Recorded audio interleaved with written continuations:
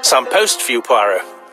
Mr. Hercule Poirot, you fancy yourself, don't you, at solving mysteries that are too difficult for our poor thick-head British police? Let us see, Mr. Clever Poirot, just how clever you can be. Perhaps you'll find this nut too hard to crack. Look out for handover on the 21st of the month. Yours extra, A, B, C. Oh, it's some sort of joke. Maybe, but please remind me to inform Chief Inspector Japp.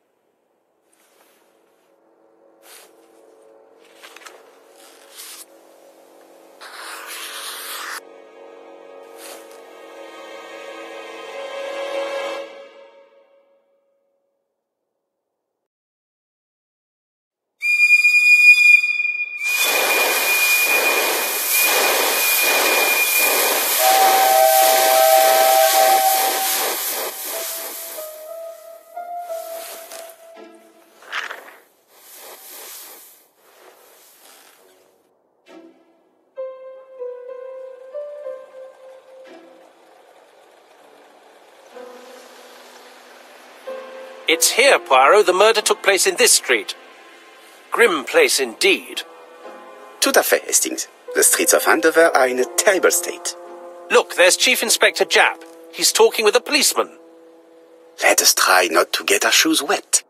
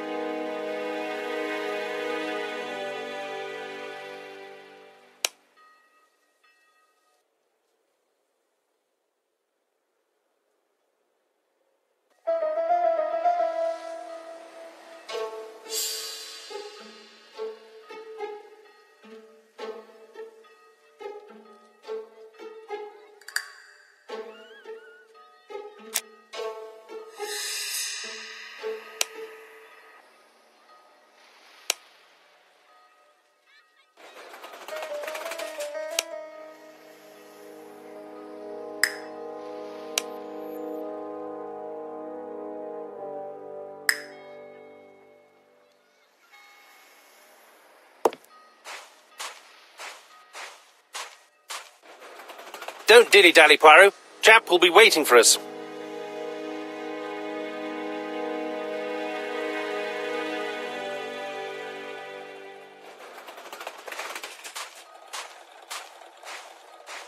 Dash!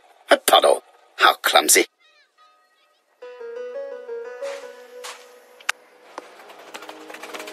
Over here, it's Hastings and Poirot. You missed the 9 o'clock train? We took the 10:30. Luckily the service is good to Andover. So, Chief Inspector, what do we have? The victim is called Alice Asher. She owned this tobacco shop. She was killed yesterday with a blow to the back of the head. At what time? Let me just check.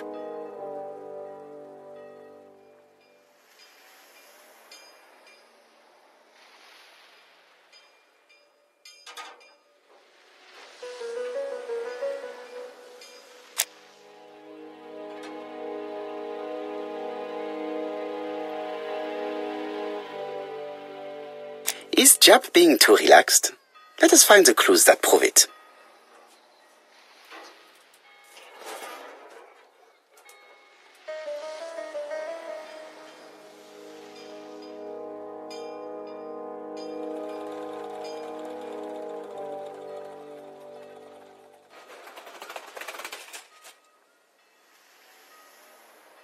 Indeed, Poirot. We were used to seeing you judge people with more discretion.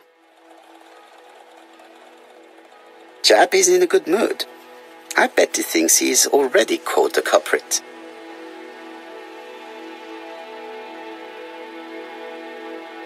The last customer to see Mrs. Asher alive left her shop at 5:30. The body was found at around 11 in the evening by an officer doing his rounds. The shop door was open. That's what alerted him.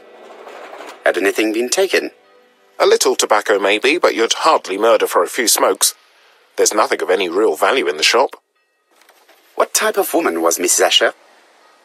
In her 50s, married but separated, no children. Her husband? Aha, Franz Asher, the husband. Alcoholic and violent. It's said that he regularly insulted his wife and threatened to kill her.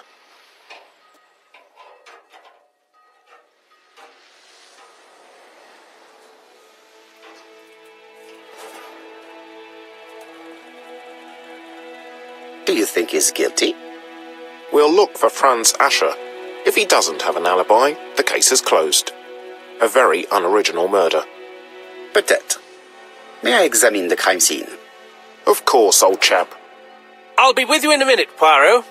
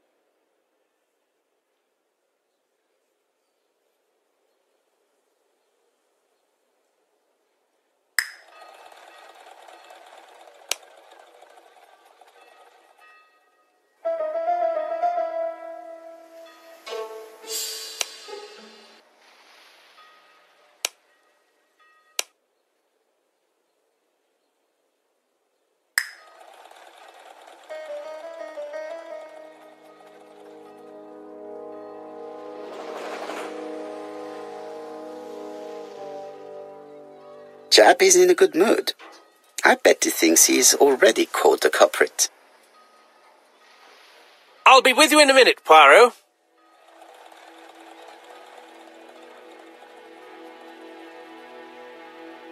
This fruit and vegetable shop has a front row seat, therefore an employee might have noticed something.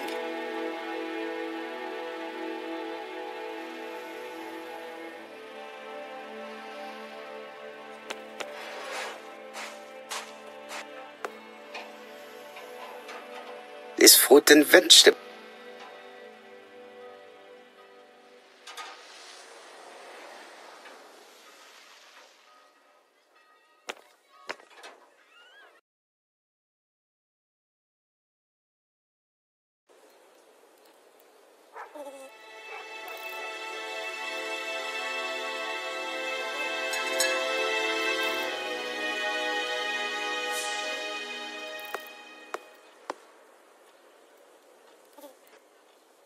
The place is unusually tidy for a crime scene.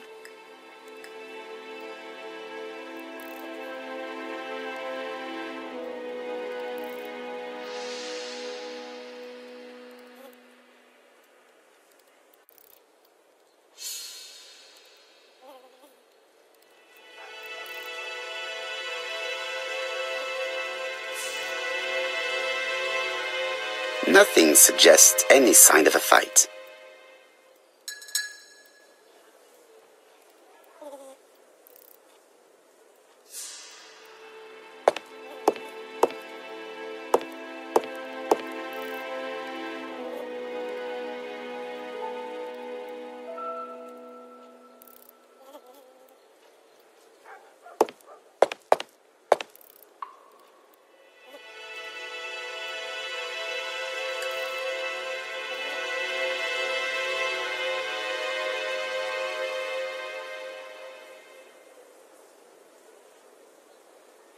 Red liquid is oozing out. Is it blood?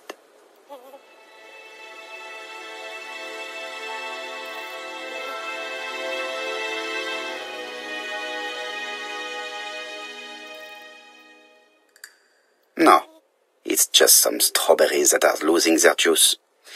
They probably come from the fruit and vegetable shop opposite.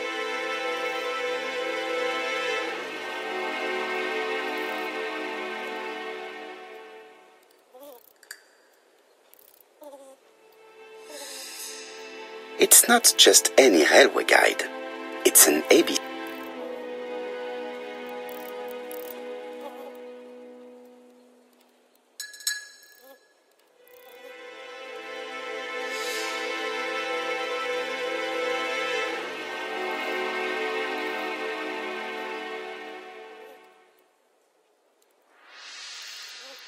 It's open at the letter A.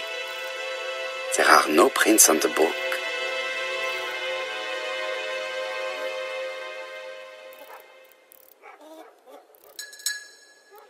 The counter is covered with fingerprints all on top of one another.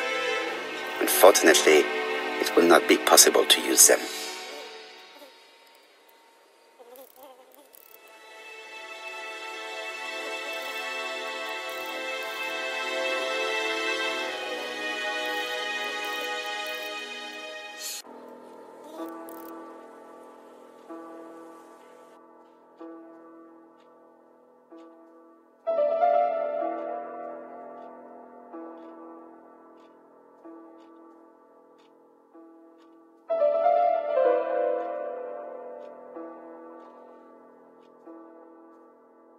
The till does not appear to have been touched.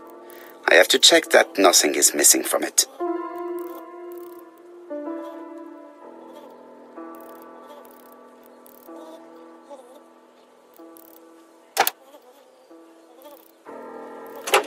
Something is preventing the drawer from opening.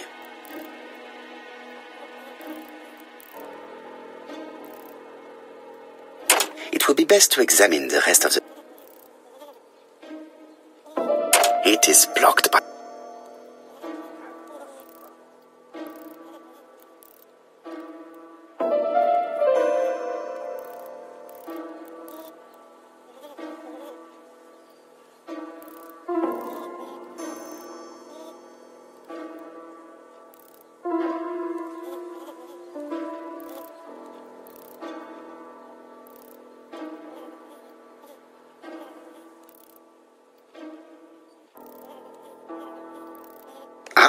A mechanism has just made a fan click.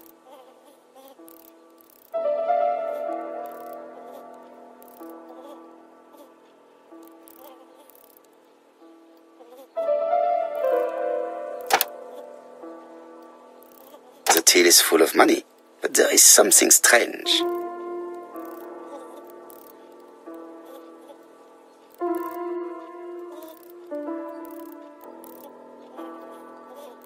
Something is hidden underneath.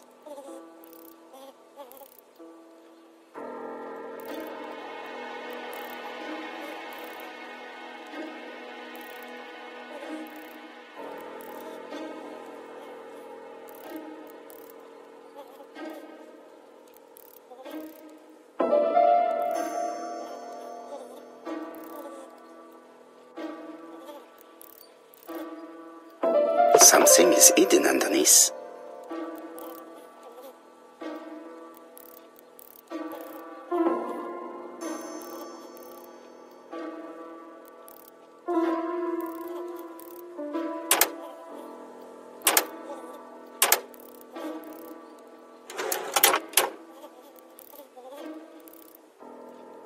This must be the key to the back of the shop.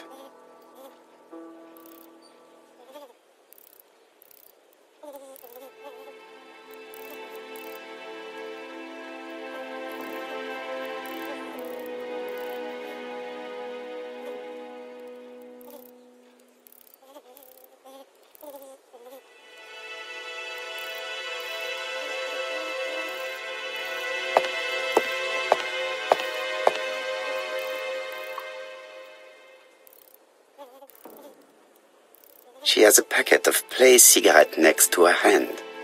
Did she drop it when she fell?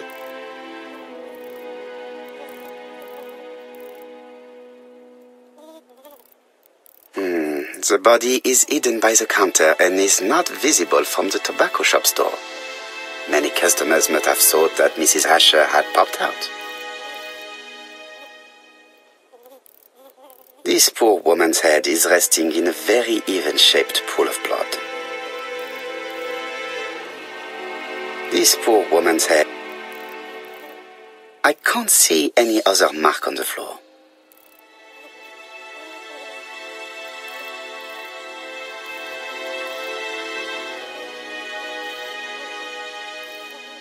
She just has one wound on the back of the head.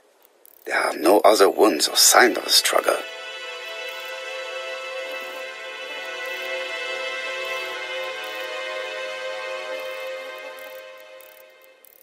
There are cigarette packets in a mess on the shelf.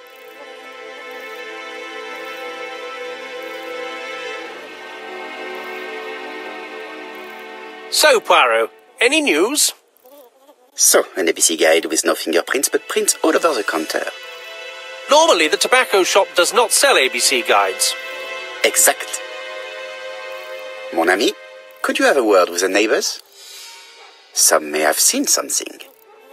Of course, my friend, I'll do it straight away.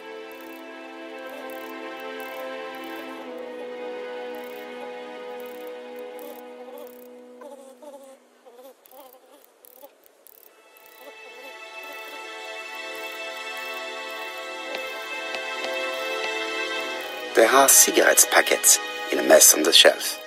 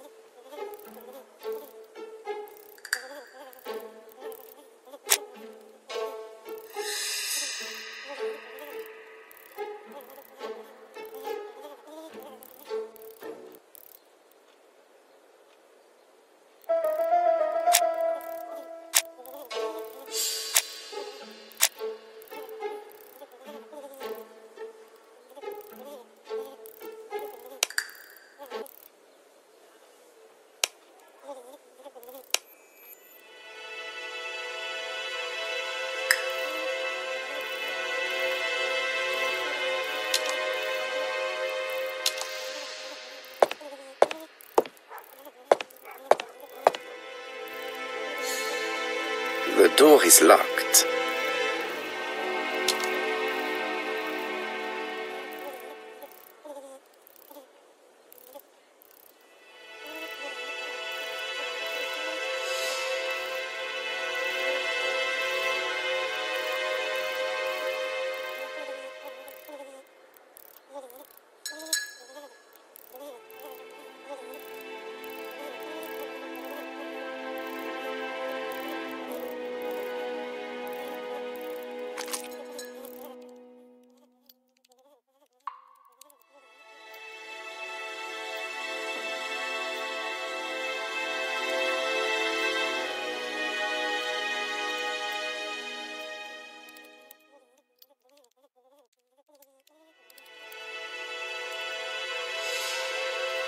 Blood. Did Alice Asher suffer from nosebleeds?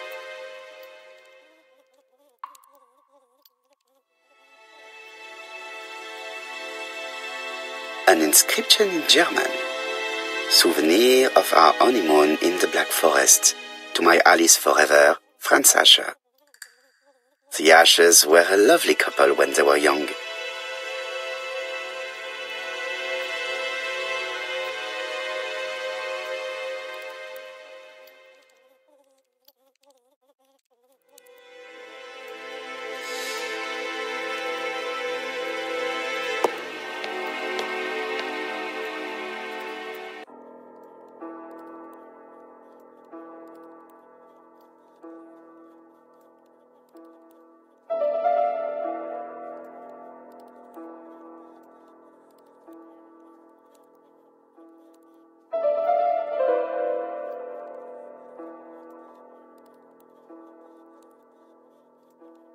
Such a pretty decoration should be at the center of the motif to respect the symmetry.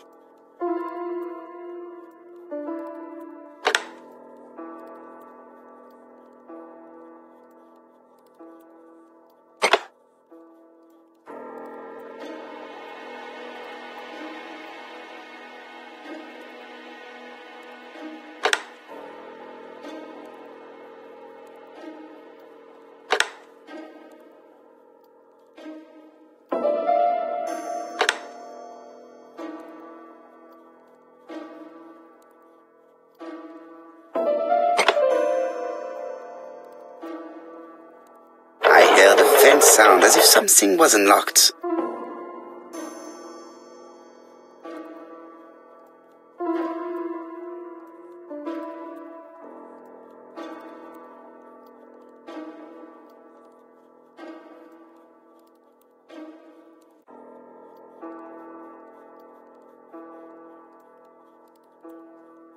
It is blocked.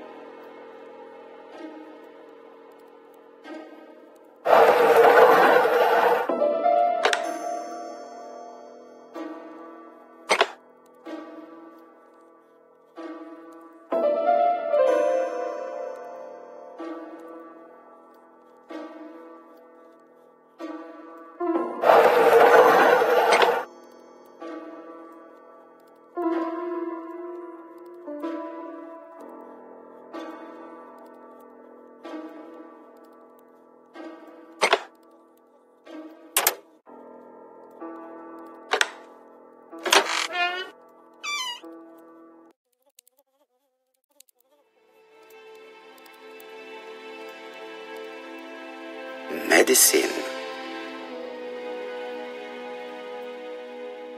Laudanum-based cough medicine, Mrs. Asher, and Dover Morley Laboratory, London. It's strange to find such an elaborate medicine from a leading London laboratory in the home of such a modest woman.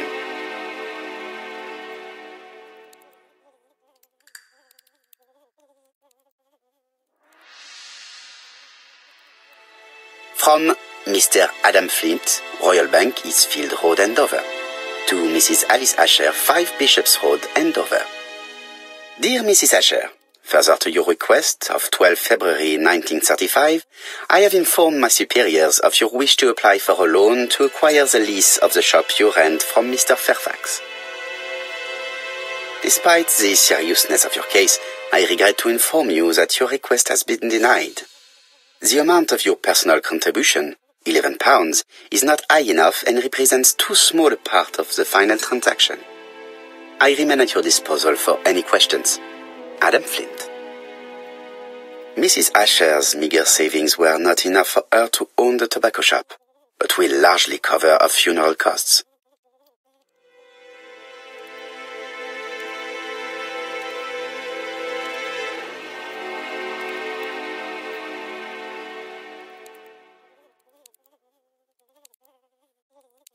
What a strange box. It looks like you have to slide the slats of wood to open it.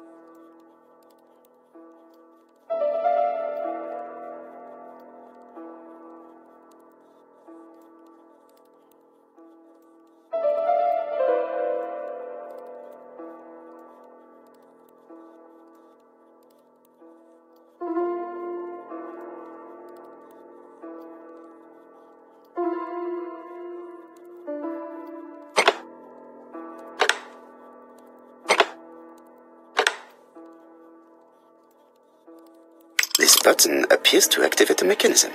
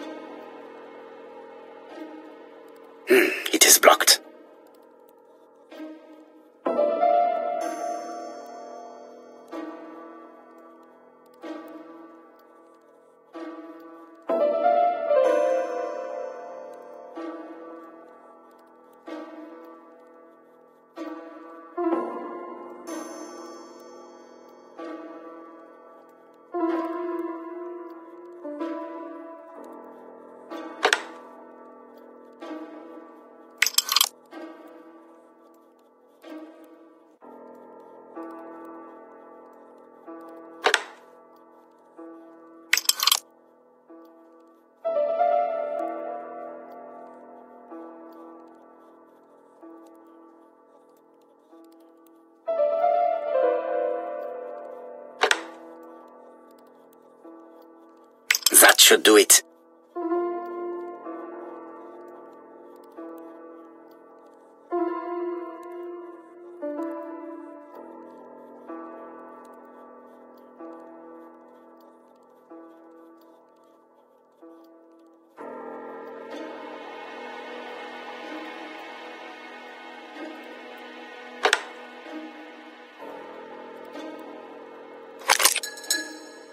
Who is this young woman?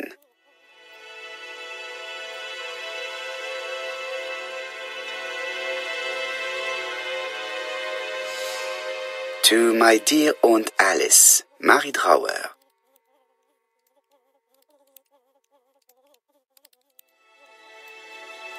Have you found anything? The victim has a niece. We must find her.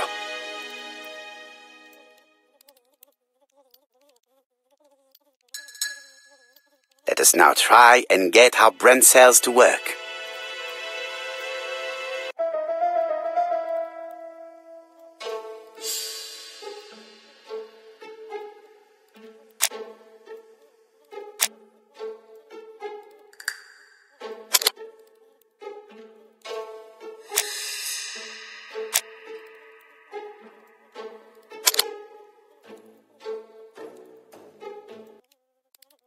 The motive is definitely not financial gain. There is no sign of a struggle, and the till has not been forced or emptied. I think I've looked everywhere here. Let us see if I can find any more information in the shop's surroundings.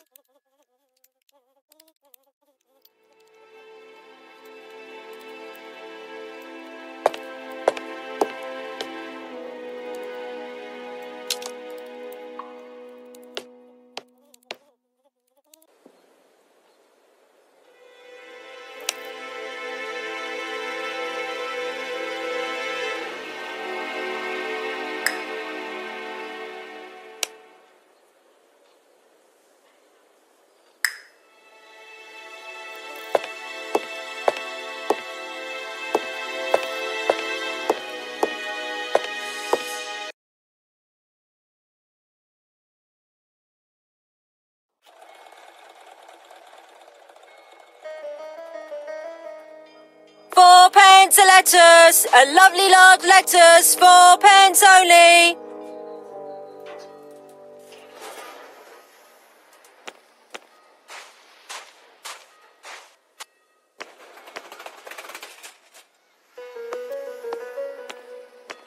A bottle of poor quality vinegar. The smell could awaken the dead.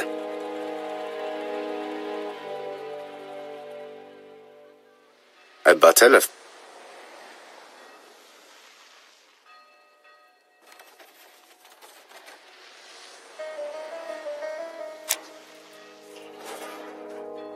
This woman appears to be a smoker.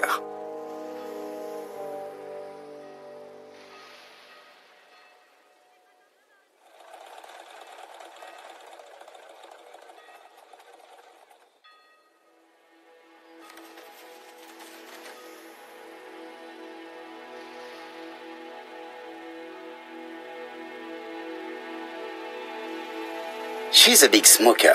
She must have been a customer at the tobacco shop.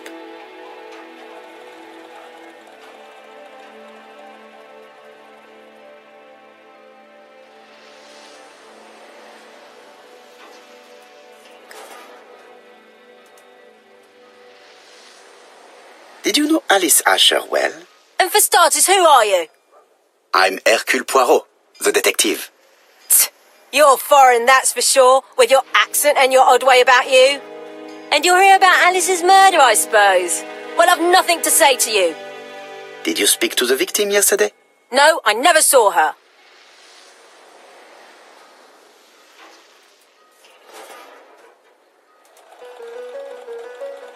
Please try and help me, madame. Why should I help you? For your beautiful moustache? Heh. Come on, move along now. You're scaring away my customers. Please, do not be ridiculous.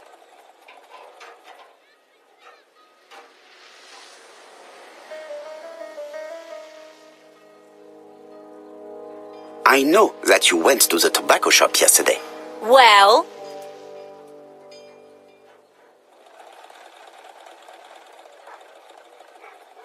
It is your duty to tell me if you saw something unusual. Who do you think you are telling me what to do? Get away from my stall!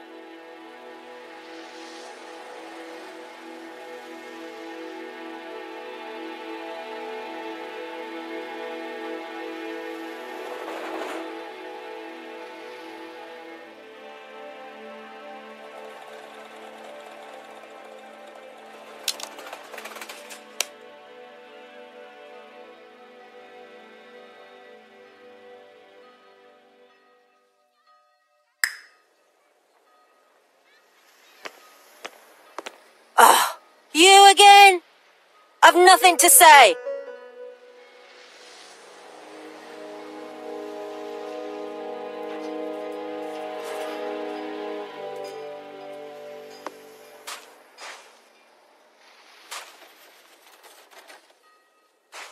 Strawberries, 6p a pound. Hey, Poirot. Is the greengrocer causing trouble? I'll sort her out. No, please, leave her, Chief Inspector. I'll get her to talk later. I've found the victim's niece. She's waiting for you in the back of the shop. Thank you, mon ami. I'll question her. Let us now try and get our brain cells to work.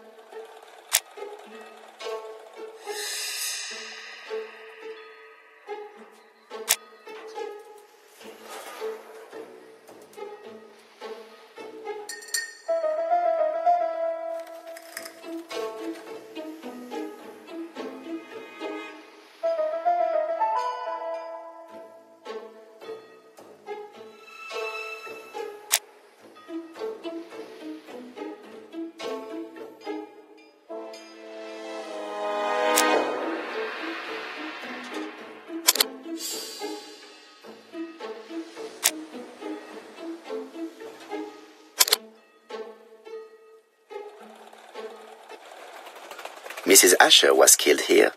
The absence of marks in the shop and the regular shape of the blood stains indicated beyond a doubt.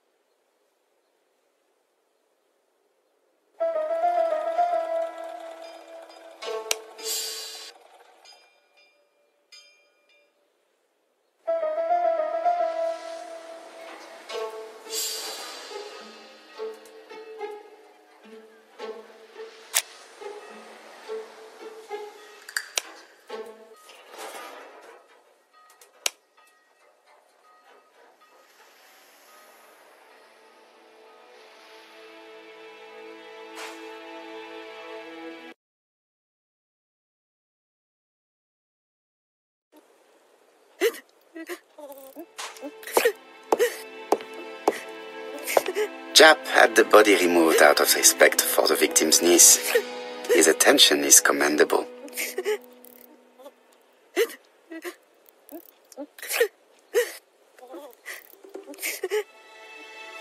There are cigarettes packets in a mess on the shelf.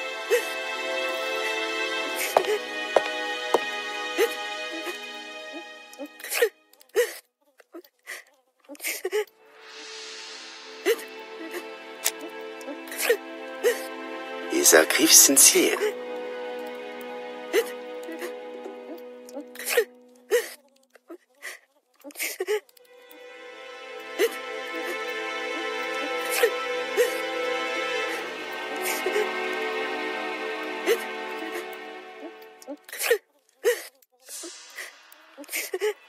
She appears to be very upset.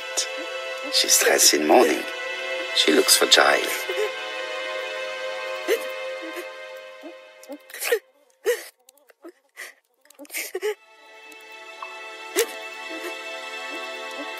You're looking looking at me rather strangely. Please excuse me, Mademoiselle Drower.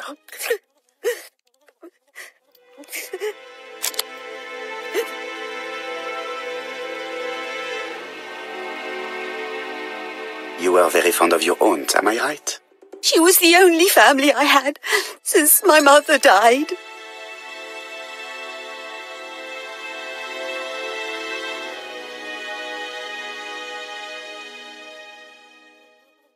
Your aunt did not have any children, is that correct? No, she was separated from her husband.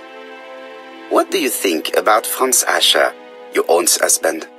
He never left her alone. Poor aunt.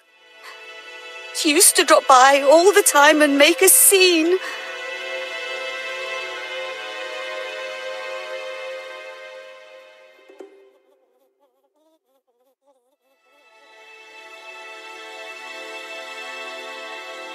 Was your aunt afraid of her husband? He shouted a lot, but she wasn't afraid of him. Why, he used to slink away when she turned on him. He was afraid of her, if you like.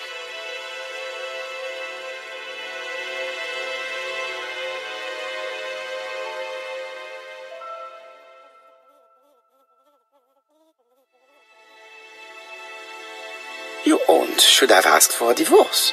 Oh, no, sir. My aunt had principles. Well, your aunt's principal have led her to the morgue.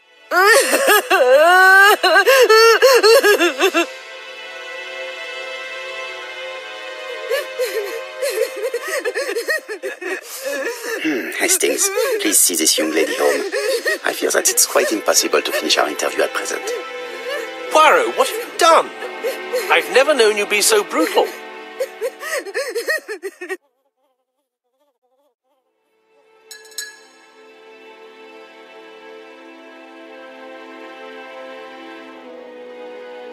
I've finished with this subject.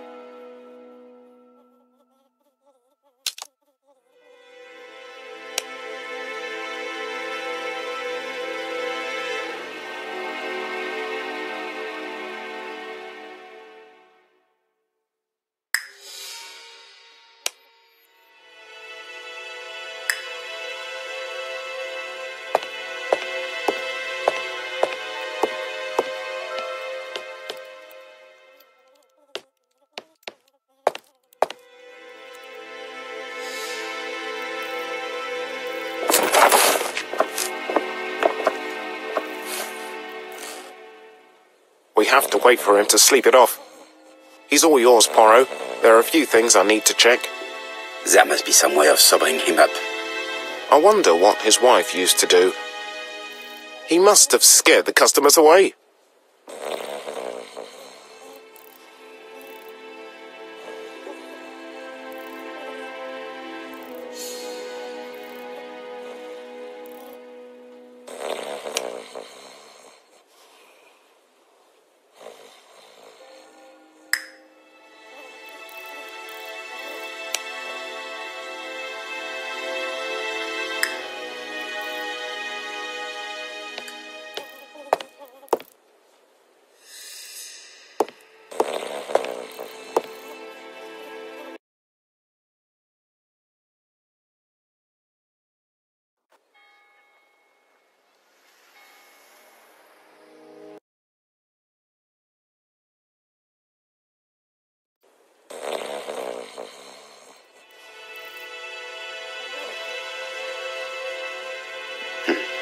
A box of new stockings.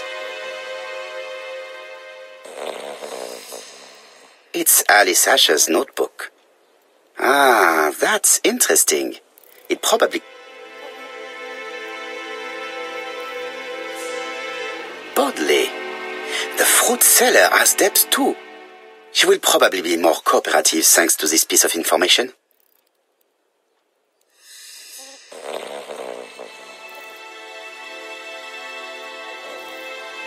He's not in any condition to be questioned. I have to find a way to sober him up.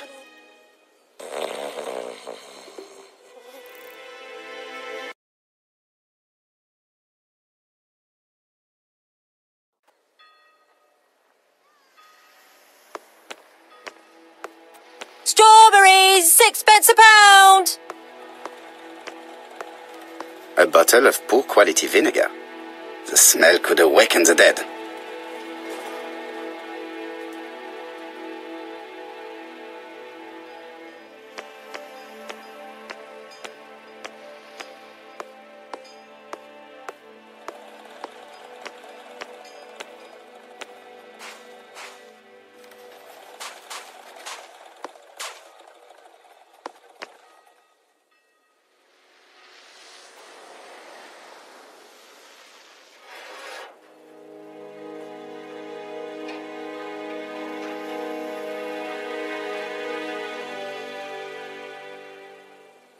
I am accusing you of the murder of Mrs. Asher.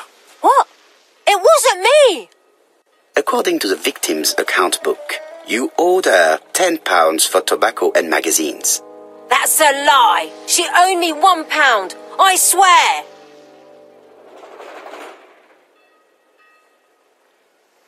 Now, please be so kind as to explain this. Look at my account book. Alice owed me £11 for fruit and vegetables. I may have had a slate at her shop, but she had one at mine. She owed me £1. And that reminds me I have to get it back from her niece. That is quite enough. Your account book has saved you, but I might ask Chief Inspector Japp to throw you in the cells for 1 or 2 nights while he checks your entries. Do you want to go to prison? Prison? Now that's not fair. I haven't done nothing. In that case, I am counting on your full collaboration. Yes, sir. Of course, sir. Listen, I didn't kill Alice, I swear. But it's true that I did go to the shop yesterday. At what time? 6 o'clock. She left me a note saying she wanted some strawberries if I got some. I received them late, about 6. So I took them over to her. But you did not see her. She wasn't in the shop, so I just put the strawberries on the counter and left.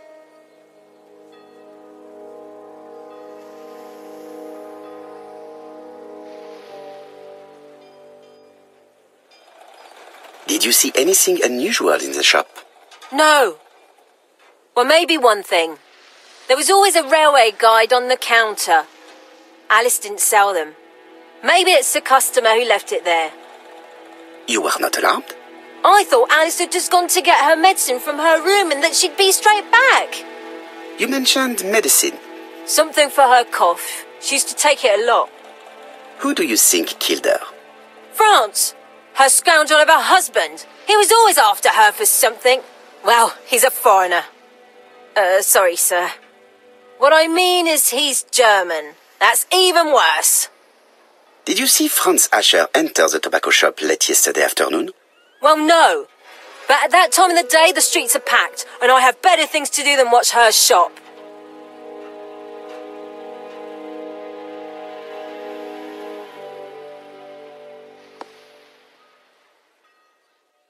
I'll just borrow your bottle a moment. Take it. It's what Alice used to sober up her husband. But try not to empty the bottle. Let us...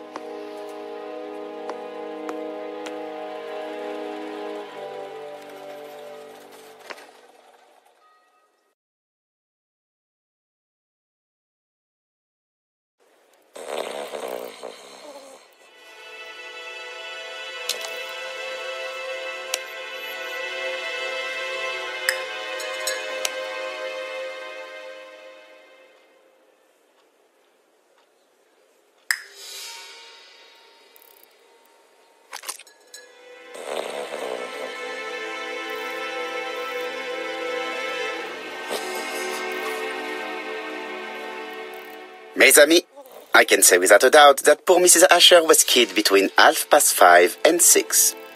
Killed when the street was packed with people. That's rather bold.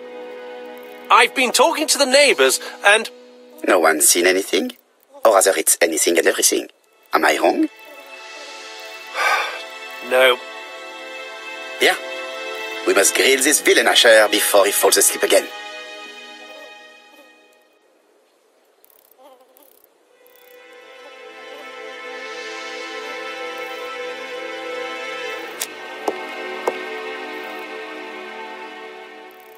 This man is in rather a bad state.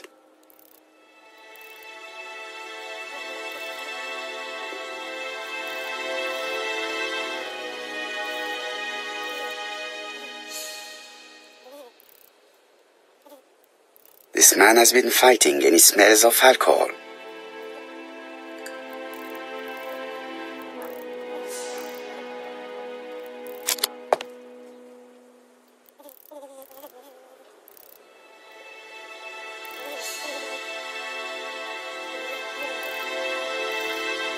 Care for a cigarette, monsieur?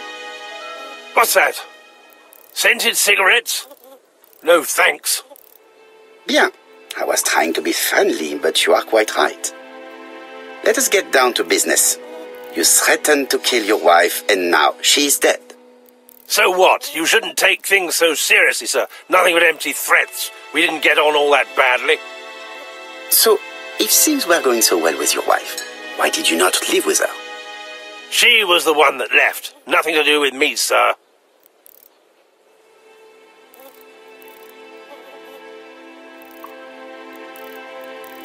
You can't have treated her very well for her to run away. No, sir, no. I wouldn't say I'd ever laid a finger on her, but it was only normal.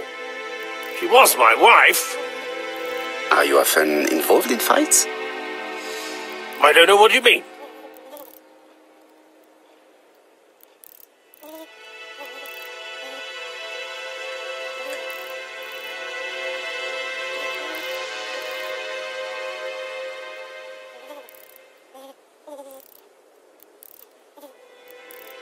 Asha, look me in the eye and tell me that you were in a fight. I'm looking. No, I wasn't in a fight. You are right. Looking at the state of you, you did not defend yourself. So someone gave you a good beating. A beating? No way. All right, he tore my coat and gave me a black eye. You see the state of him. Very interesting. Who is the other that you struck? Probably best if I tell you everything. Yesterday afternoon I met Roderick Tanner. We'd bet on a dog fight together. An illegal bet, naturally. Yes, sir. Our dog won. Roderick got the money, but he refused to give me my share. And you fought about it. What time was this? In the evening, about 6, I think. We were on the other side of town. You see, I couldn't have killed my wife. Let us now try and get our brain cells to work.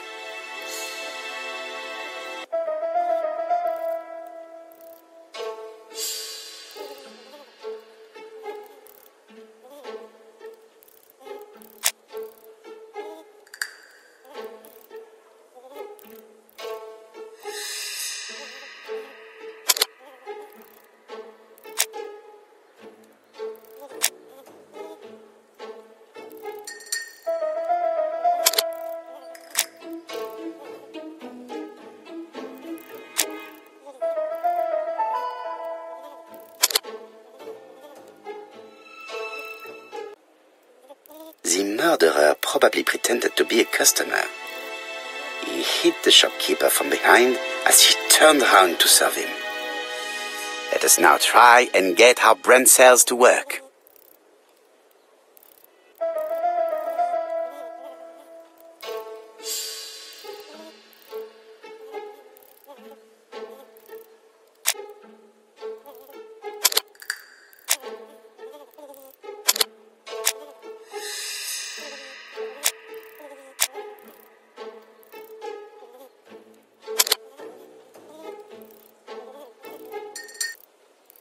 The murderer deliberately left behind this ABC as a signature. The absence of fingerprints and the fact that it is open at letter A for Andover leaves little doubt. Asher's alibi appears to be confirmed. All the same, I'm going to call and check that he did have a fight with this Tanner on the afternoon of the murder. You can never trust this sort of chap. One thing is certain, Asher was a ruffian who used to beat his wife. But he is not very educated. It certainly was not him who wrote the letter signed ABC. Let's resume, Hastings. We know the murderer pretended to be a customer. He did not kill her for money, that appears to be certain. I agree with you on that point. And the murderer left an ABC guide as a signature. Therefore, it's likely he wrote the letter. Indeed, but that doesn't explain why and how he did it. You are quite right. Why he did it is a mystery. But as for how he did it, we do know enough to try and reconstruct the events.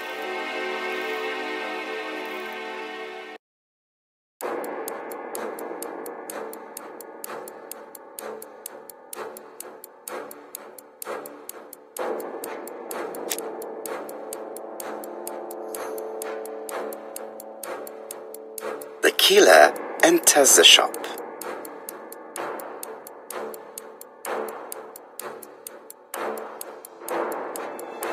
Mrs. Asher turns around to greet her customer.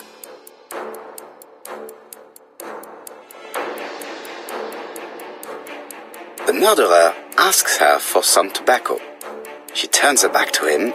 He seizes the opportunity to strike her.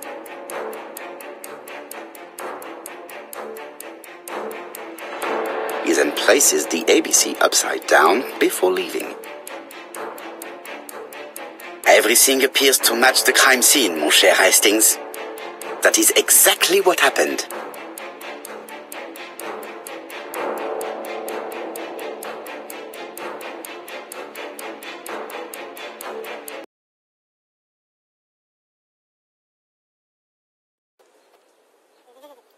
Asher has a strong alibi and we don't have any other suspect.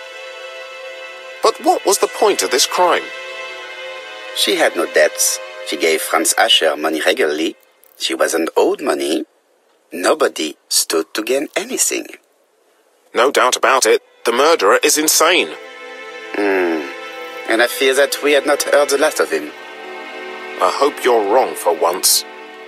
Bien, let's go back to London. If we hurry, we should catch the 7:02 train.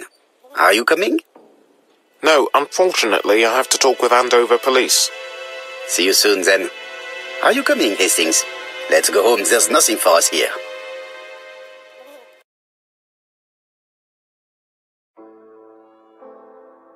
Well, do you have any idea about the killer's identity? The crime was committed by a man of medium height, with red hair and suspicious eyes. He has a slight limp on the right foot and a wart just below his shoulder blade. Poirot! Mon ami, what do you want? You fix upon me a look of dog-like devotion and demand of me a pronouncement à la Sherlock Holmes. Now for the truth. I do not know what the murderer looks like, nor where he lives, nor how to set hands upon him. What shall we do, then? Nothing. Nothing? Do not be so impatient, Hastings. The killer will manifest himself soon enough. I thought I heard the postman. Maybe there's some news. I would go and see.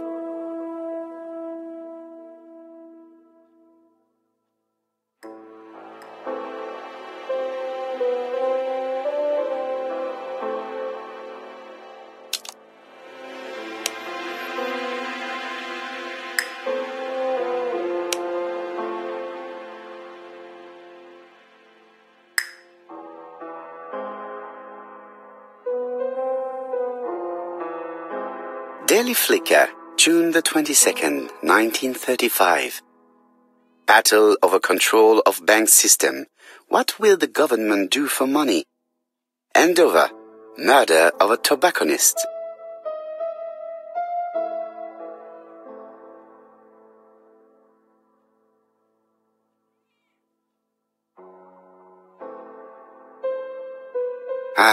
Some cool air.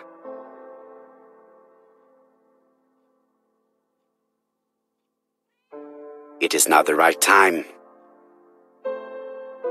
It is not the right time. It is not the right time.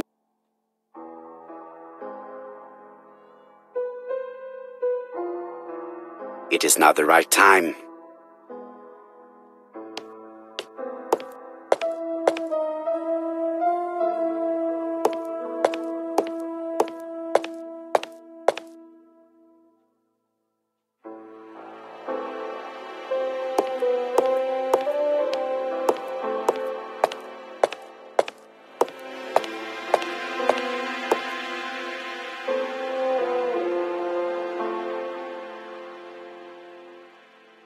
Dear Mr. Poirot, well, what do you think?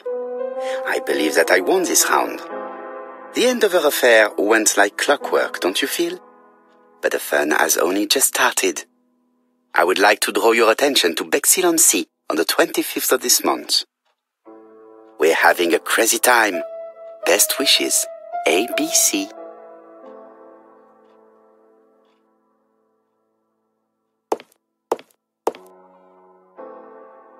The next crime will be in Bexhill. We must warn Jap to Scotland Yard. Did the letter indicate anything that might help the police? To be honest, I think we can already guess something about the next victim. But I need to think about it a little more.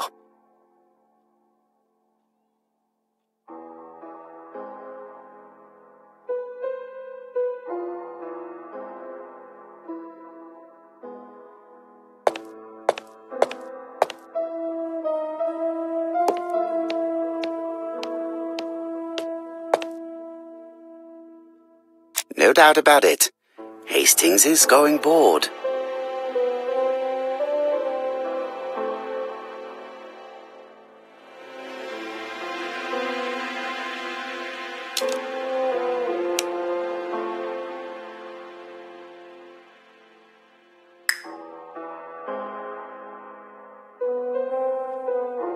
Dear Mr. Poirot, well, what do you think?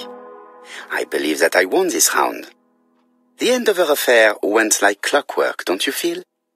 But the fun has only just started. I would like to... We're having a crazy time. Best wishes.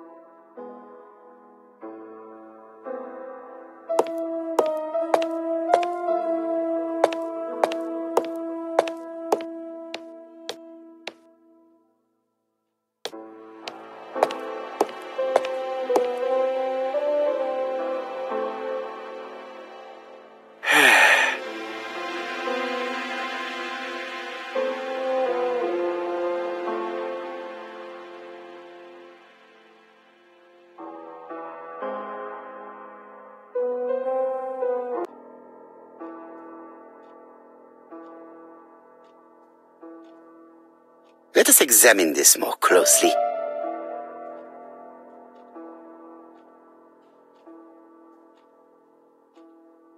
Certain characters in the two letters may have similar defects.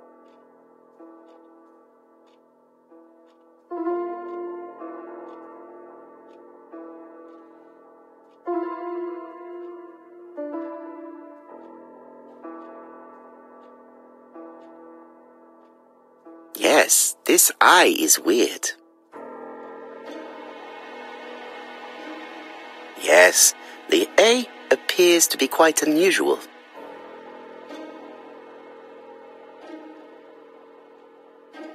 Yes, this I is weird. However, the characters in the two words do not match. Let us examine the characters in this word.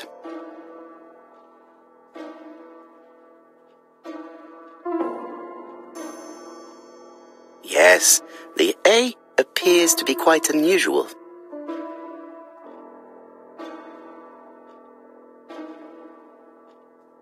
Right. Let us compare this with the other letter.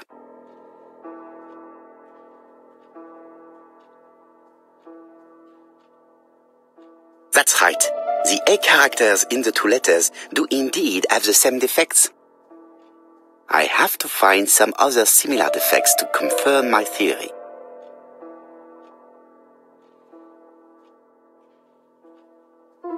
Yes, this I is weird. Right. Let us compare this with the other letter.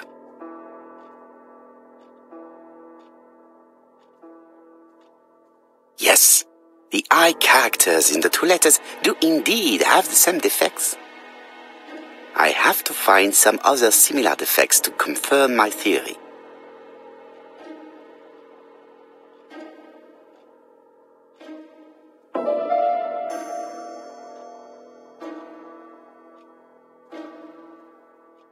Let us examine the characters in this word.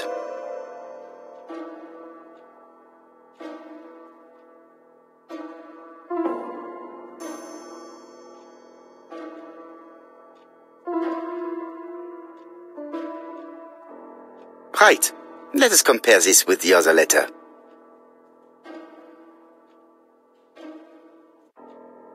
I don't see anything in particular. Let us look at another word.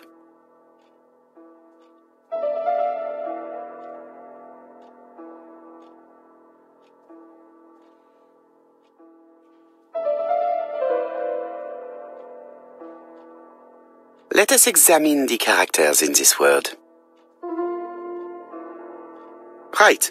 Let us compare this with... No, this character does not appear to have any defects. Let us examine another word.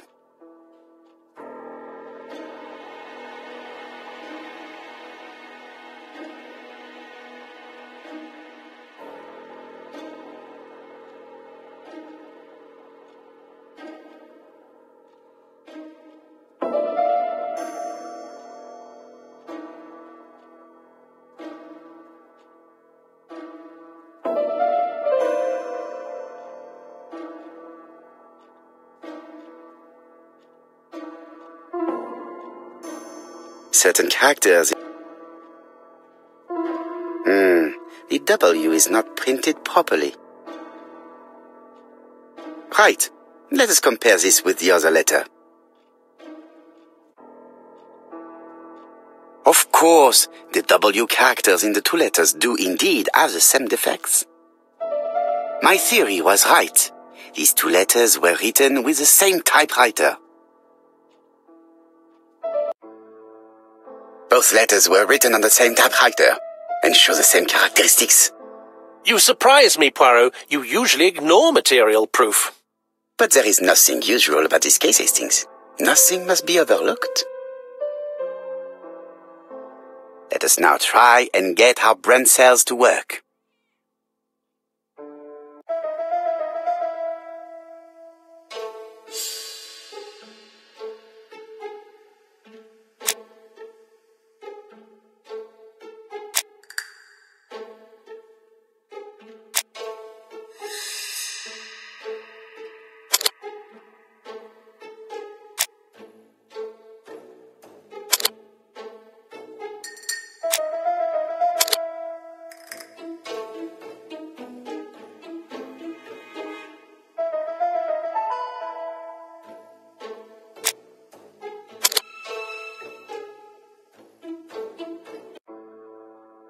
So, Poirot, have you found something?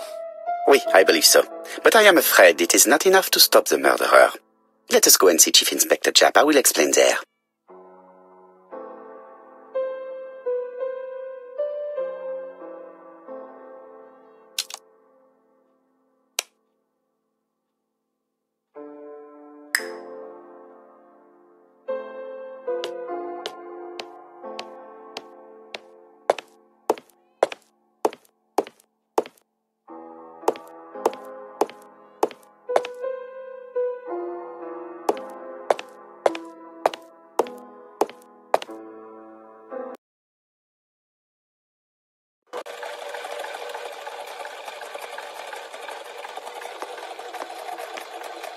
It may be time to go to Scotland Yard.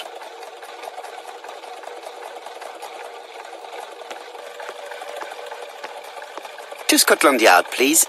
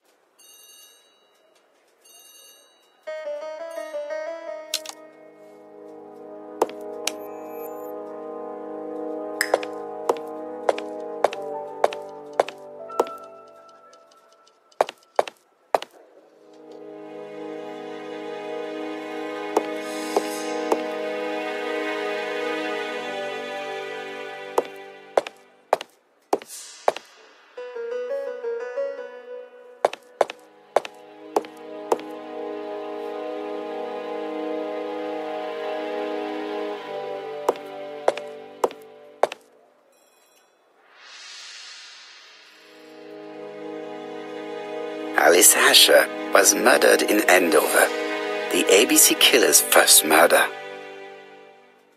London. I really like this city. One thing is certain, you never get bored here.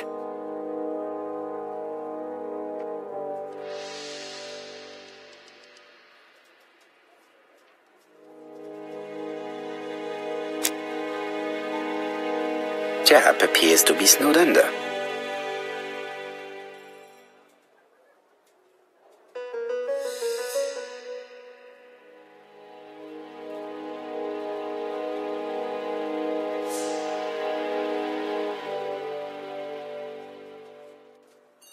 Jap appears to already be overloaded with work. My news is not going to improve matters. Bonjour, Chief Inspector. I am afraid we have some bad news. I have just received another letter signed ABC. The next crime will be on the 25th in Bexhill-on-Sea. Are you completely sure it's from the same person? I have compared the two letters. There is no doubt about it. I suppose you think he's going to carry out his threats. I fear so. Good God, Poirot. Bexhill is very busy at this time of year, and we have no idea who the next victim will be.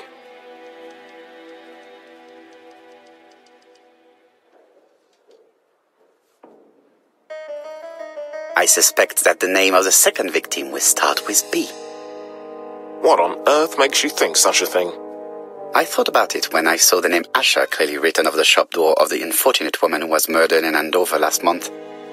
When I received a letter mentioning Bexhill, I deduced that the victim, like the town, might have been chosen by alphabetical order. So, it's an alphabet fiend. I'm going to have a list drawn up of all the people whose name starts with B. I hope there aren't too many of them. Bien, we should leave you to work, Chief Inspector. You have a few days to prepare yourself. Thank you for coming, my friends.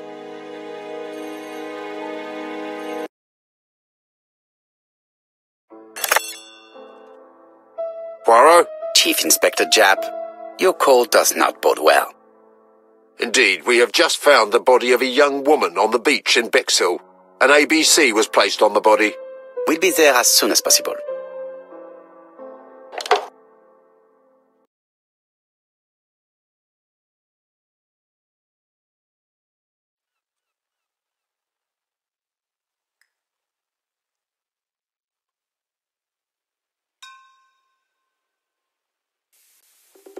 Bexhill is a delightful town. It would be nice to come back and visit. I do not entirely agree. Walking at the beach damages my shoes, and it hurts my knee. So the years have not spared you, my friend. It's the same for all of us. That is exactly what I said to myself when I saw you back from your travels. Poirot! Do not be offended, Hastings. I can see Jap waiting for us. And from his face, I would say that things are not looking good.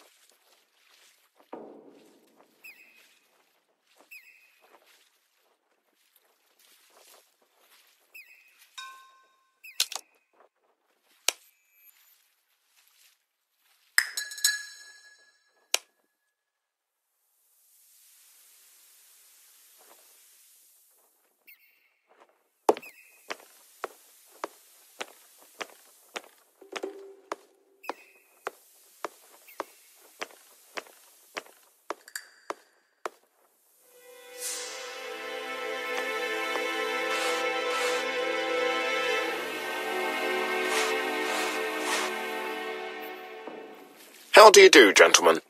Chief Inspector? I fear your admirer has struck again, Poirot. We haven't yet identified the victim, but it's a young woman, 20 to 25 years old.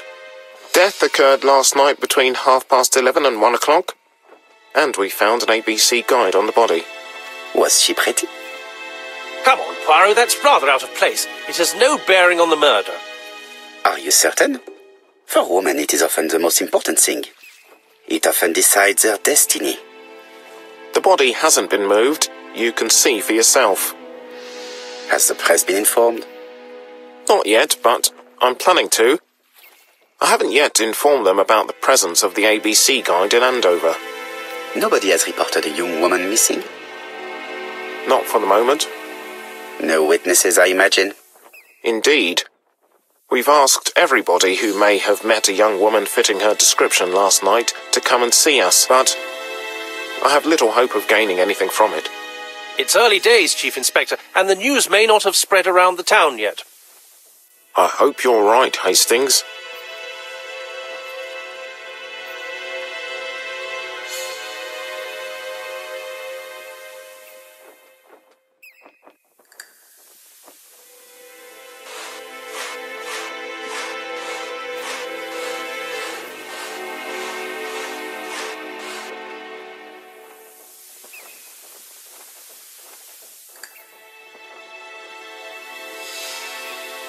A braided silk belt. It may have belonged to the victim. These marks have been left by a rope or a braided cloth. This key is too small to be one for a house. Without a doubt, it is for a padlock.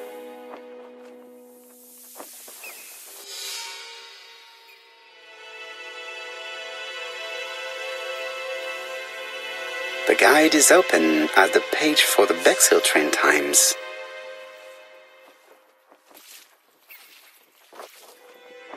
The young woman wasn't wearing shoes or a coat and was not carrying a bag.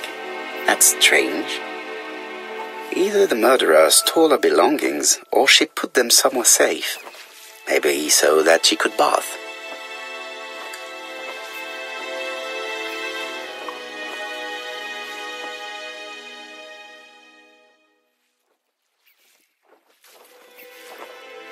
She was a great beauty. Strange that chap didn't notice it. Apart from the marks on her neck, there are no signs of the struggle. She didn't manage to hit her assailant. Let us now try and get our brain cells to work.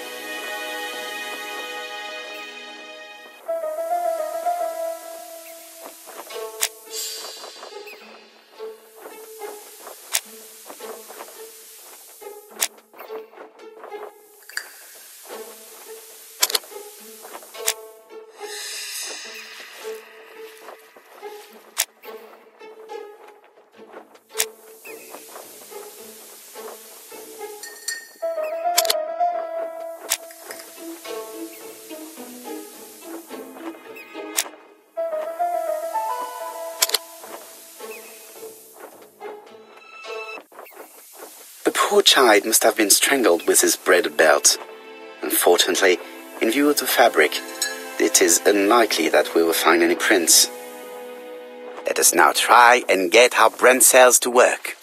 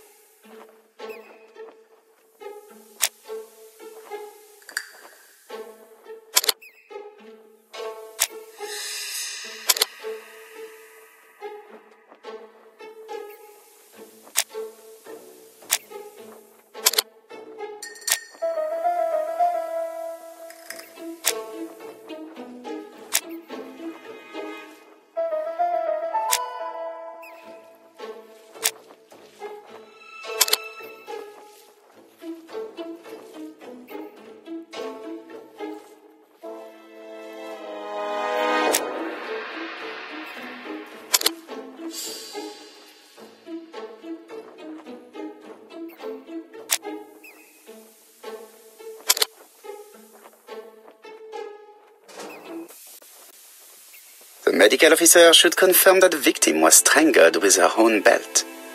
That's what I thought. She shows the usual signs of strangulation. With a little luck, we'll find prints this time. You are too optimistic, Hastings. Our killer is far too meticulous for that.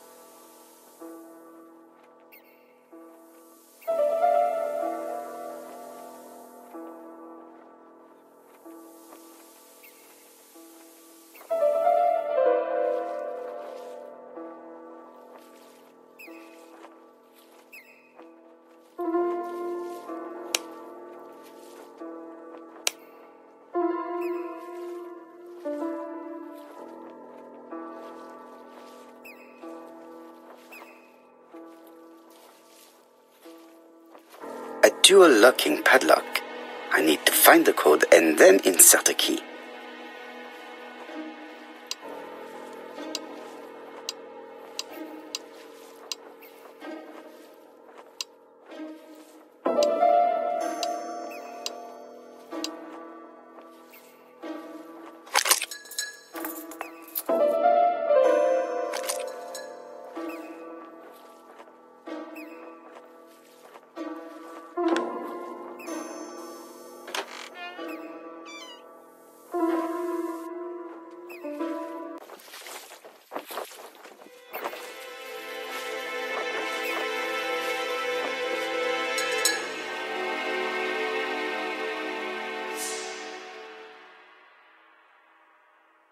Betty's first day at work. Mom is very proud of you. Elizabeth Barnard, 7 August 1931. So, the young lady did have a name starting with B, and she worked as a ginger cat, an establishment that must be slightly further along the beach. The purse is full.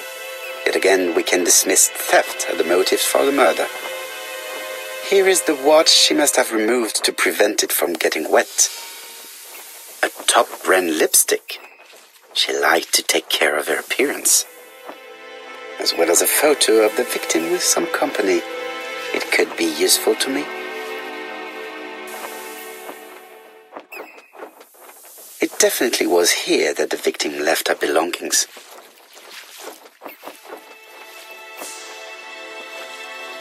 Jap has gone to the police. The victim has been identified and her family had reported her disappearance. She was called? Elizabeth Barnard, mainly Betty. She worked as a ginger cat at the cafe slightly further along the beach. But Poirot, how on earth? Never mind. Do you have her address? Yes, she lived with her parents on the street leading to the beach, number 22. Shall we go? You are far too impatient, Hastings. Let the poor people take in the news first. Let us go and visit the cafe where Betty worked.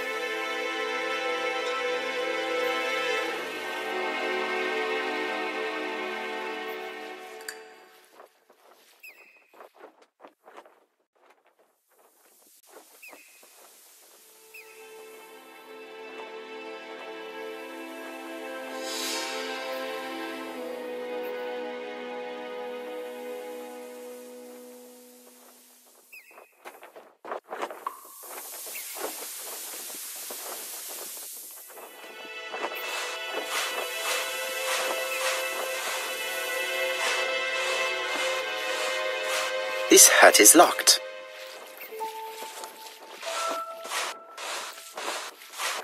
This hut is locked.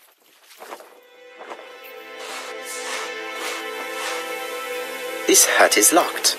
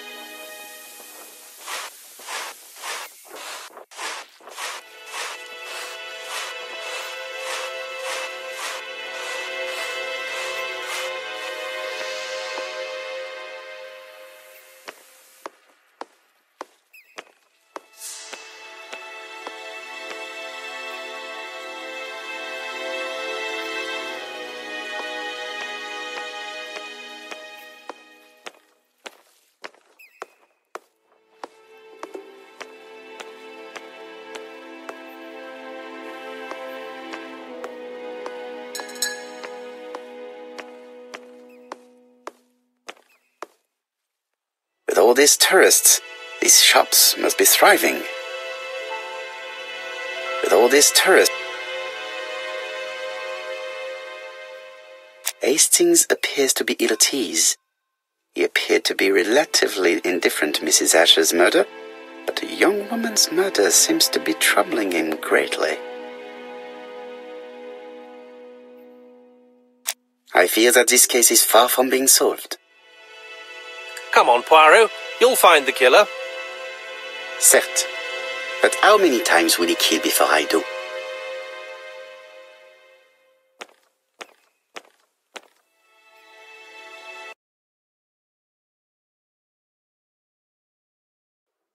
I'll be with you in a minute, gentlemen.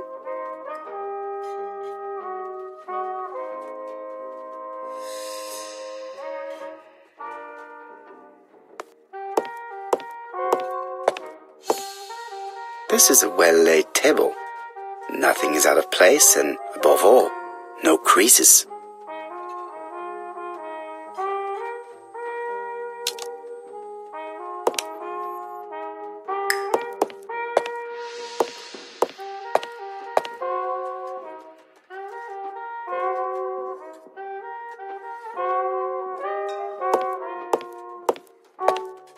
This is a well-laid table.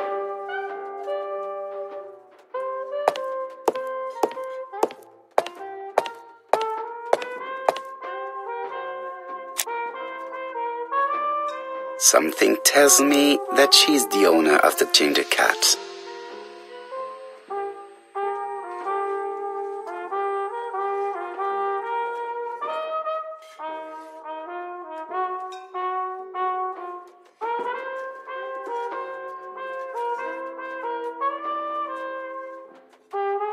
This woman must be the owner of the ginger cat.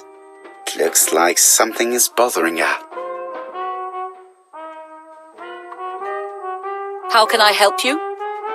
A hot chocolate and a tea for my friend, please. I'll bring it straight away.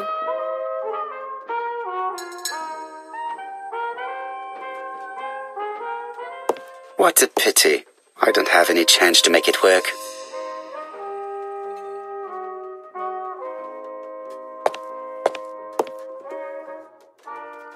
I need to know the time range during which Betty was working on her own.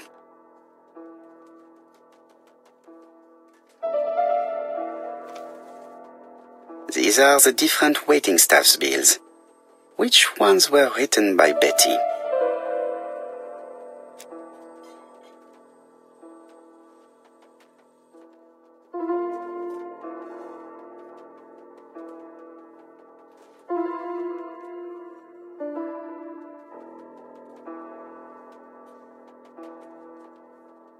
Where is Betty? Betty worked from 11 a.m. to 7:30 p.m. Would she have been alone at any time during her service?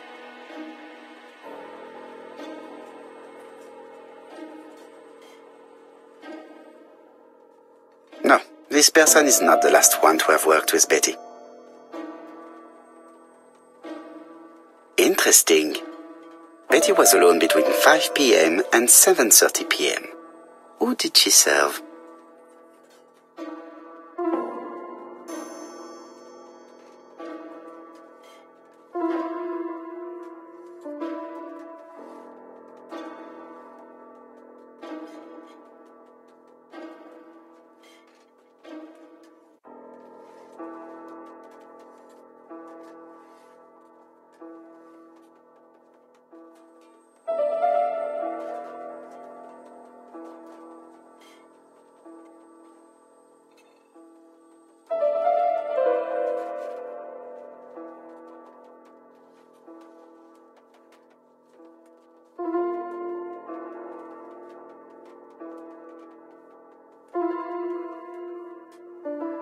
Where is Betty?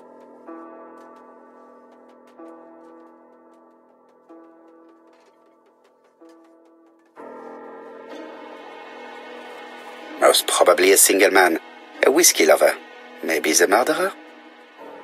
This bill may have been written by Betty. There is probably another one.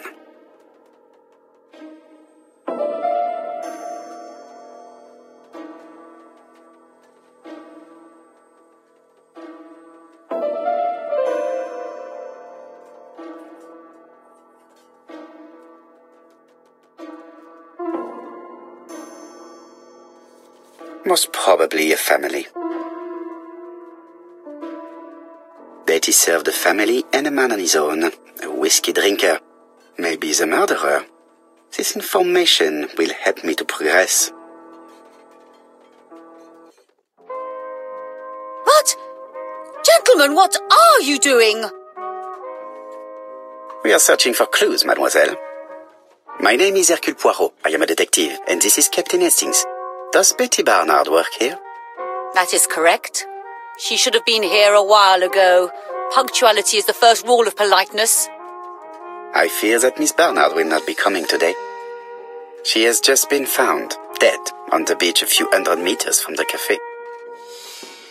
How awful. Poor young thing. What happened? She appears to have been murdered. This is most distressing. How this will affect my business, I shudder to think.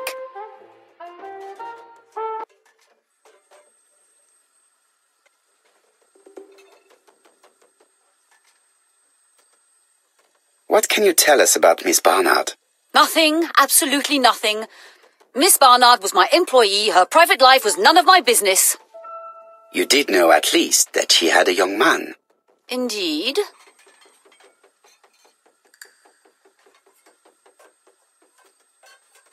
This photo was found. Is this him? Yes, that's him all right. But I haven't seen him for some time.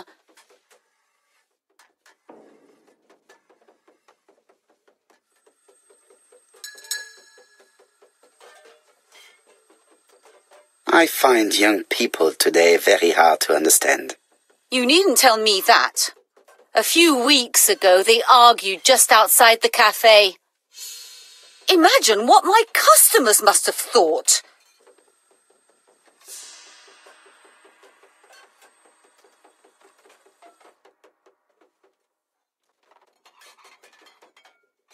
I hope for you that it was an isolated incident. It must be difficult to keep a respectable establishment if your staff show themselves to be so shameless. The young man only made a scene the once. Jealousy, no doubt. It must be said the young girl was very pretty. Thank you for your time, Mademoiselle Marion. You have been of great help. The customer who ordered the whiskey might provide us more information. He may have been the last one to see Betty alive. It is an interesting idea, Hastings. Maybe he is a regular guest. What do you think, mademoiselle? I don't think so. Our regular guests tend to order tea and cakes. At this time of the year, there are a lot of tourists about you never see again. That's what I thought. Time to visit Betty's home.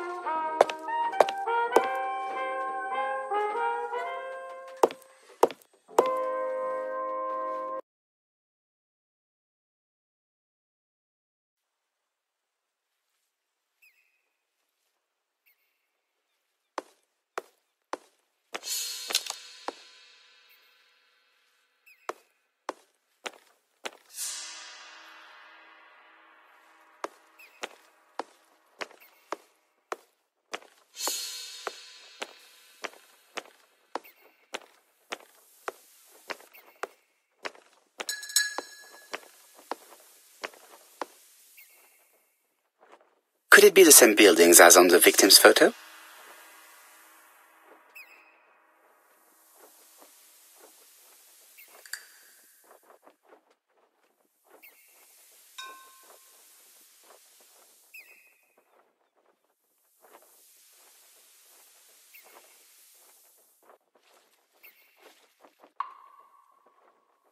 This is definitely where the photo I found in the hut was taken.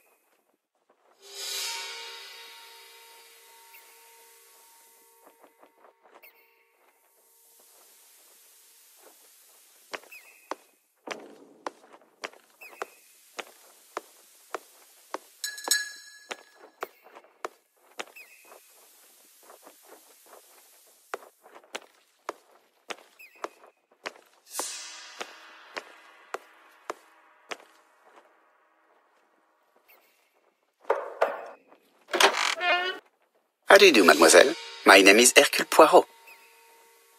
I know you. You're that detective we hear all about. I do not know if that is a compliment, but I will take it as one for now. You are Betty's sister, I believe? Yes. My name is Megan. Can we come in? Please do.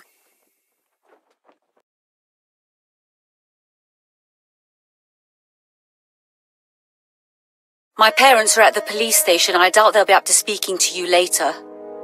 Do not worry, we will not bother them. Did you know your sister's plans for yesterday evening? No. I arrived by train this morning. My parents called me in a panic when they discovered that Betty had disappeared. She went out last night, but she didn't tell them where she was going. What was your last conversation about? Her new dress. She wanted a pair of black stockings to go with it. Mother brought her a pair. The very day it happened. She was crying. And to think that Betty never even wore them. Poor Mummy.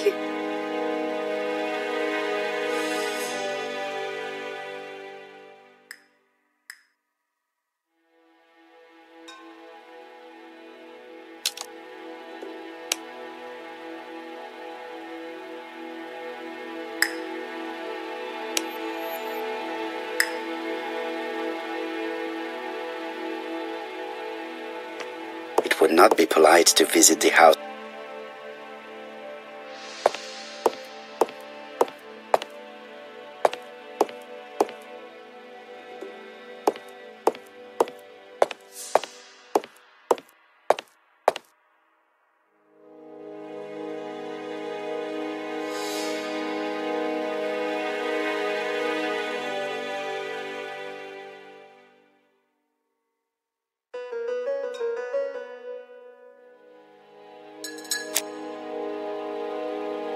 What is she feeling at the moment?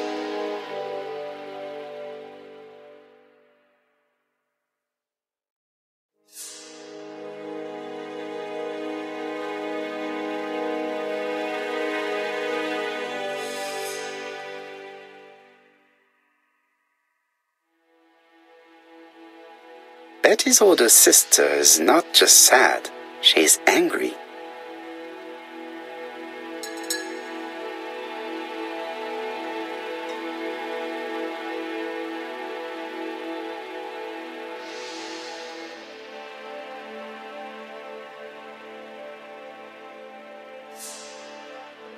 Your sister had a fiancé, I believe? Yes, he's called Donald Fraser. A very nice man.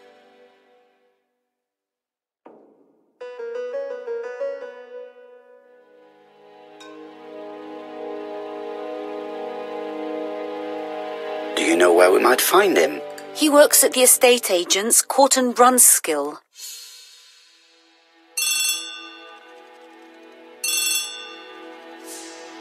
Oh, excuse me, I have to answer that.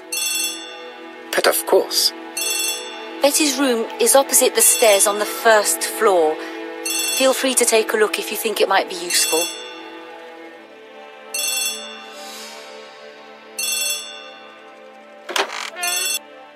This young woman is far too clever not to have anything else for us. Do you think she's hiding something? That is what I'm trying to find out. Surely you don't think she did it? I did not say anything of the sort. But young women always ruin your judgment, Hastings. Who knows, maybe Megan was jealous of her attractive young sister. I see. She may have had her sights on the inheritance. Or maybe she was in love with Donald Fraser. We have to study all scenarios, even the most unlikely. But I doubt that Mr. and Mrs. Barnard are rich enough to justify murder. While I try and get Miss Barnard to talk, I would like you to try and find Donald Fraser. It should be easy to find the estate agents where he works. Bring him to the Ginger Cat. I would like to talk with him before the chief inspector finds him.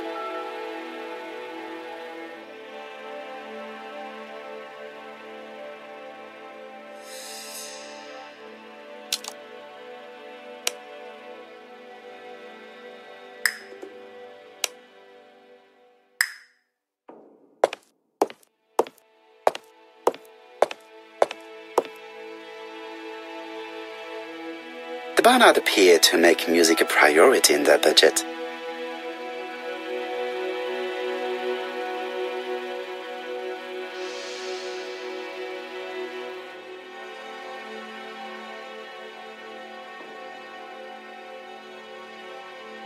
Their home is modest, but the Barnards are definitely music lovers.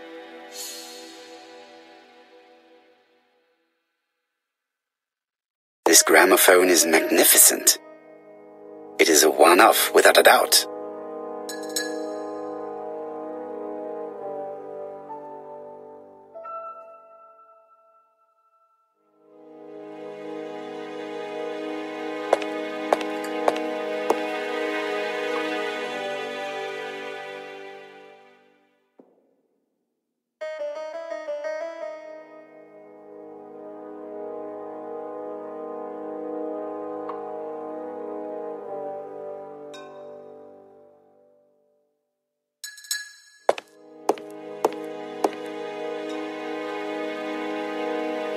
It looks like Betty was also a music lover, the same as her family.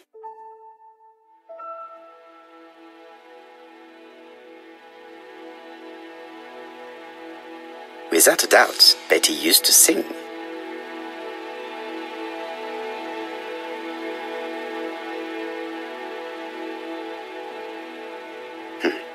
A box of new stockings.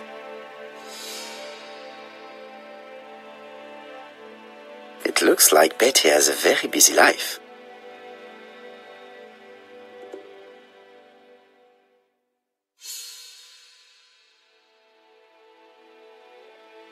Betty liked luxury and going out, and being as pretty as she was, she probably did not have any problem getting herself invited.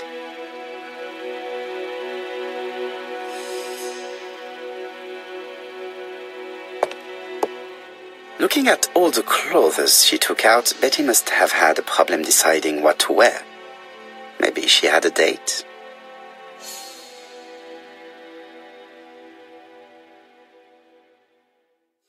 Looking at all the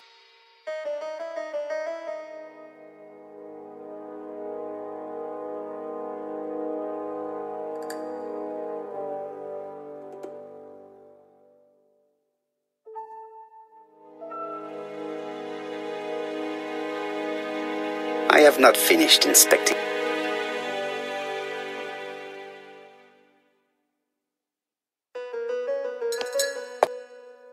Without a doubt, Betty used to sing.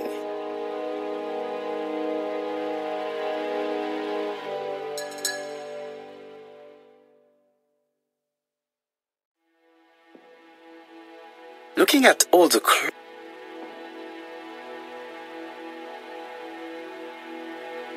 Betty liked luxury and going out, and being as pretty as she was, she probably did not have any problem getting herself invited.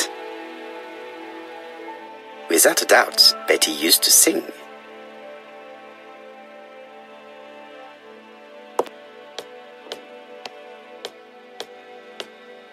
A record sleeve with an handwritten title. Betty must have recorded the demo. I'd be interested to hear it.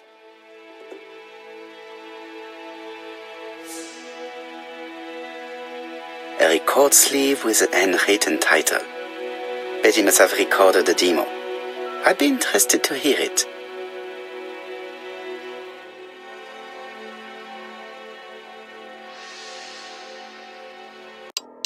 Something on this clock bothers me.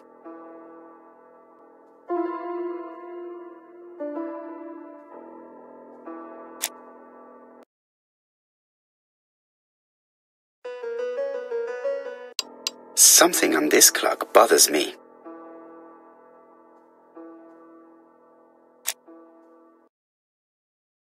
A record sleeve with a handwritten title.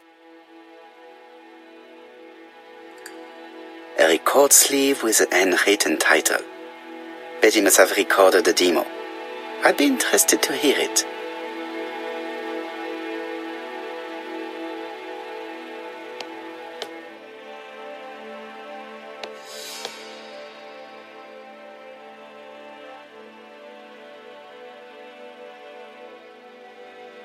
This small key should be useful to me.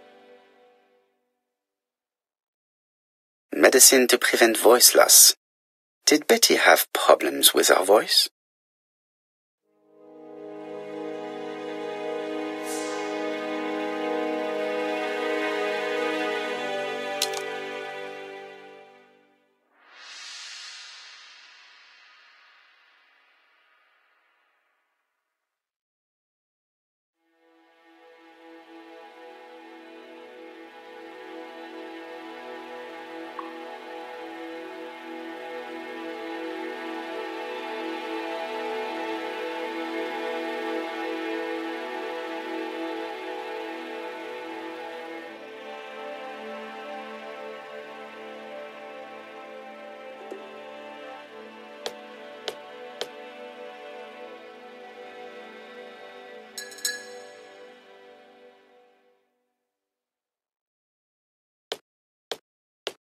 Looking at all the clothes she took out, Betty must have had a problem deciding what to wear.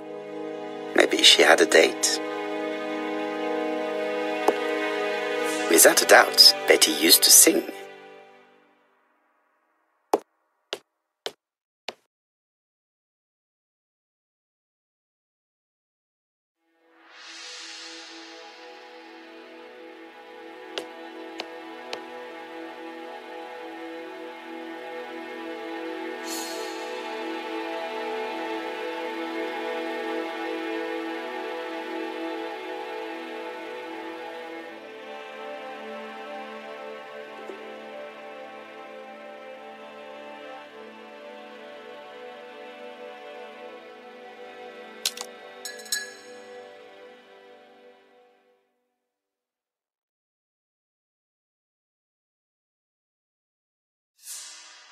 I've finished with this subject.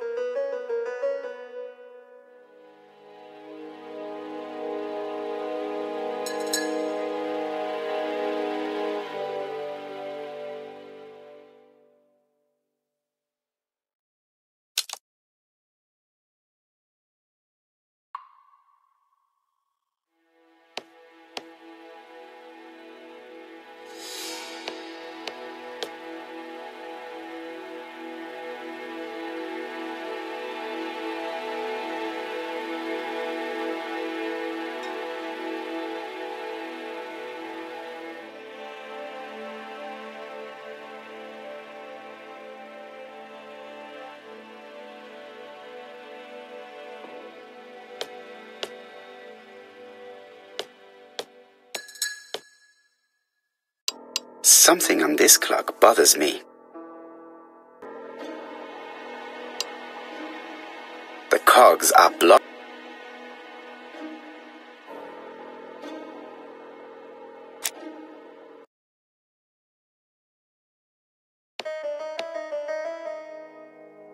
I have not finished inspecting. Betty liked luxury and going out, and being as pretty as she was, she probably did not have any problem getting herself invited.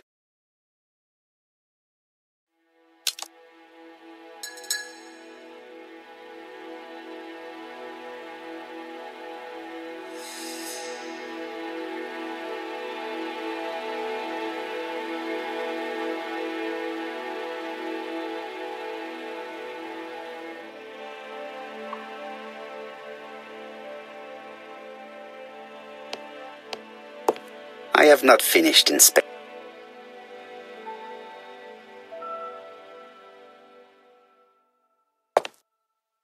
Without a doubt, Betty used to sing.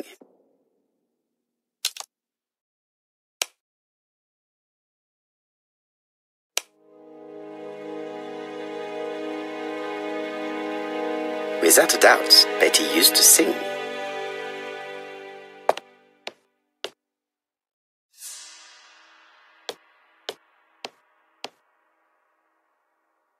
A record sleeve with a handwritten title.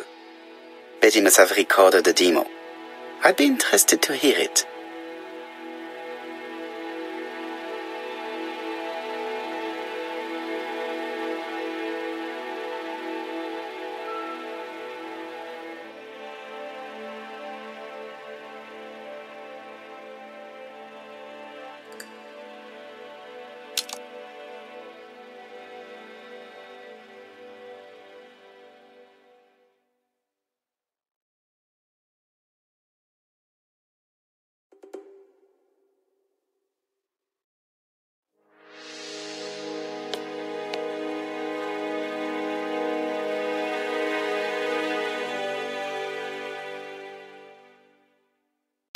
Something on this clock bothers me.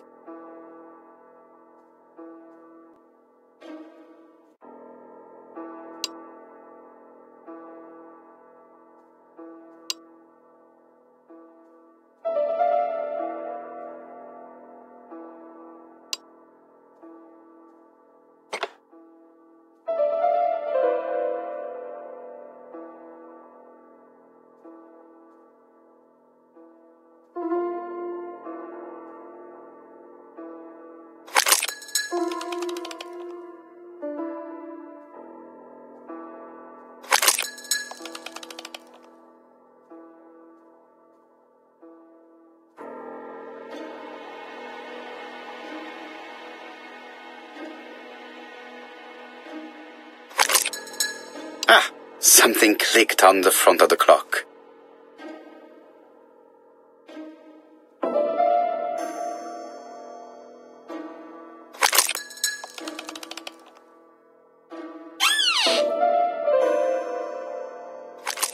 This could be useful.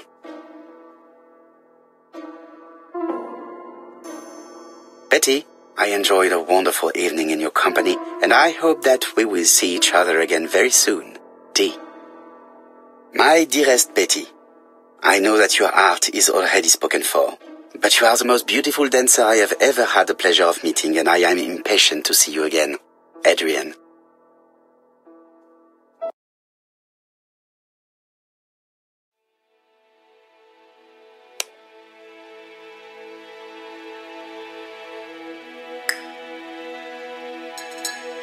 A record sleeve with a handwritten title.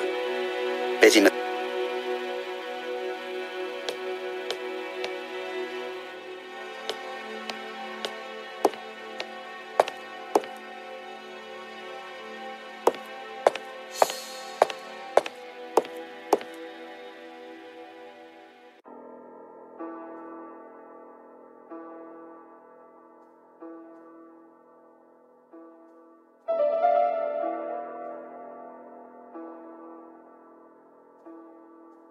Let us see. What is this cupboard hiding?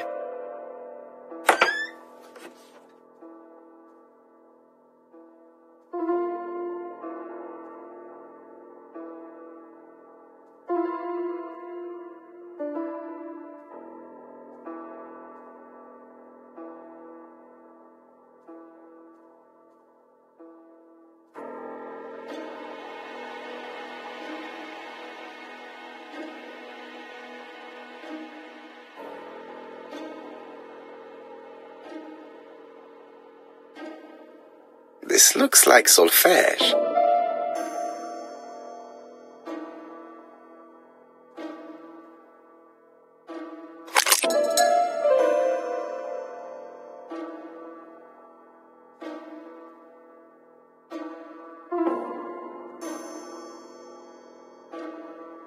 I cannot open it.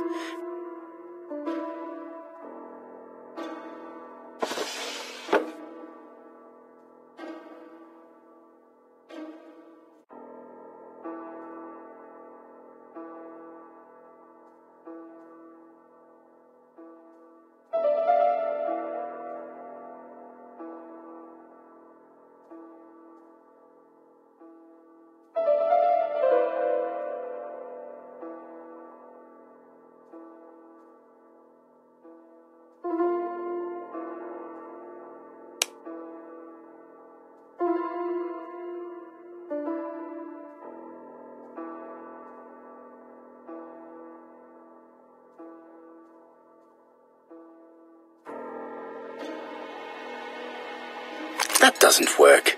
I must have forgotten a step.